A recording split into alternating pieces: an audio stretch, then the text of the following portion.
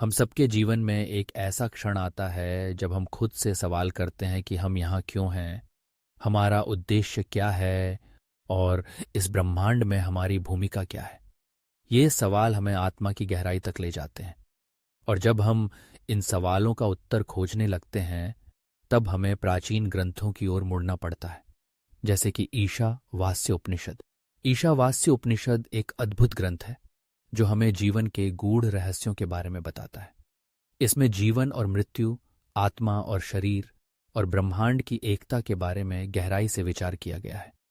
यह उपनिषद हमें सिखाता है कि हम इस दुनिया में केवल भौतिक वस्तुओं के लिए नहीं हैं, बल्कि हमें अपने भीतर की आत्मा को पहचानना और समझना है। जब हम इस उपनिषद के पहले श्लोक को पढ़ते हैं तो हमें यह संदेश मिलता है, ईशावास्यमिदं सर्वं यत्किंच जगत्यां जगत। इसका अर्थ है कि इस संसार में जो कुछ भी है वह सभी कुछ ईश्वर का है। यह विचार हमें बताता है कि हम सब एक ही ब्रह्मांड का हिस्सा हैं और हमारे बीच कोई भेद नहीं है। जब हम इस सत्य को समझते हैं तो हमारे जीवन में एक नई दृष्टि खुलती है। इस उपनिषद में एक महत्वपूर्ण विचार है कि हमें अपने जीवन को संतुलित रखना चाहिए। भौतिक सुखों की खोज में हम कभी कभी अपने आध्यात्मिक उद्देश्य को भूल जाते हैं, लेकिन ईशावास्य उपनिषद हमें याद दिलाता है कि हमें दोनों का संतुलन बनाए रखना है। यह हमें सिखाता है कि भौतिक वस्तुएं आवश्यक हैं, लेकिन हमें उन्हें इस तरह से अपनाना चाहिए कि वे हमारे आध्यात्मिक विकास में बाधा न डालें। आध्यात्मिकता और भौतिकता के इस संतुलन को समझना आसान नहीं है। हम सब अपनी अपनी जिंदगी में ऐसे क्षणों का सामना करते हैं जब हमें यह तय करना होता है कि हमें क्या चुनना है। क्या हमें अपने करियर को प्राथमिकता देनी चाहिए या अपने परिवार और दोस्तों के साथ समय बिताना चाहिए। ईशावास्य उपनिषद हमें यह सिखाता है कि हमें अपने कार्यों में ईश्वर का ध्यान रखना चाहिए। जब हम अपने कार्यों में ईश्वर को शामिल करते हैं तो हम अपनी जिम्मेदारियों को और बेहतर तरीके से निभा सकते हैं।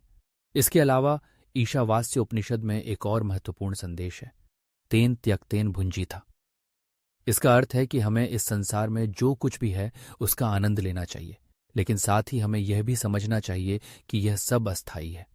जब हम इस अस्थिरता को समझते हैं तो हम अपने जीवन में अधिक संतोष और शांति पा सकते हैं। हम अक्सर अपने जीवन में सुख और दुख के बीच संतुलन बनाने की कोशिश करते हैं। जब हम सुख में होते हैं तो हम उसे पकड़ने की कोशिश करते हैं और जब दुख आता है तो हम उससे भागने की कोशिश करते हैं। लेकिन ईशावास्य उपनिषद हमें सिखाता है कि हमें दोनों को स्वीकार करना चाहिए। सुख और दुख दोनों ही जीवन का हिस्सा हैं और जब हम उन्हें बिना किसी पूर्वाग्रह के स्वीकार करते हैं तो हम वास्तव में जीवन को जीने का आनंद ले सकते हैं।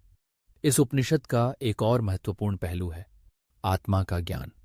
जब हम अपनी आत्मा को पहचानते हैं तब हम समझते हैं कि हम केवल शरीर नहीं हैं, हमारी आत्मा अमर है और यह हमारे शरीर से परे है। यह ज्ञान हमें एक नई शक्ति देता है। जब हम अपनी आत्मा को पहचानते हैं तो हम अपने डर और चिंताओं को दूर कर सकते हैं। हम समझते हैं कि मृत्यु केवल एक परिवर्तन है, समाप्ति नहीं। ईशावास्य उपनिषद हमें यह भी सिखाता है कि हमें अपने विचारों और कर्मों के प्रति जागरूक रहना चाहिए। हमारे विचार हमारे कर्मों को प्रभावित करते हैं और हमारे कर्म हमारे भविष्य को तय करते हैं। इसलिए जब हम सकारात्मक विचारों को अपनाते हैं और अच्छे कर्म करते हैं तो हम अपने जीवन को सकारात्मक दिशा में ले जा सकते हैं। इस उपनिषद का संदेश न केवल प्राचीन है बल्कि आज के युग में भी अत्यंत प्रासंगिक है। हम सब एक तेज रफ्तार वाली जिंदगी जी रहे हैं जहां हम अक्सर अपने भीतर की आवाज को सुनने का समय नहीं निकाल पाते। लेकिन ईशावास्य उपनिषद हमें याद दिलाता है कि हमें अपने भीतर झांकने का समय निकालना चाहिए। जब हम अपने भीतर की शांति को खोजते हैं तब हम अपने बाहर की दुनिया को भी बेहतर समझ सकते हैं। तो अगली बार जब आप अपने जीवन में किसी कठिनाई का सामना करें या जब आप खुद से सवाल करें कि आपका उद्देश्य क्या है, तो ईशावास्य उपनिषद को याद करें। ये आपको न केवल अपने जीवन के उद्देश्य को समझने में मदद करेगा बल्कि आपको अपने भीतर की शक्ति को पहचानने का भी अवसर देगा। आखिरकार जीवन एक यात्रा है और इस यात्रा में हमें अपने अनुभवों से सीखने और बढ़ने का अवसर मिलता है। जब हम ईशावास्य उपनिषद के ज्ञान को अपने जीवन में उतारते हैं तो हम न केवल अपने लिए बल्कि पूरे ब्रह्मांड के लिए एक सकारात्मक बदलाव ला सकते हैं।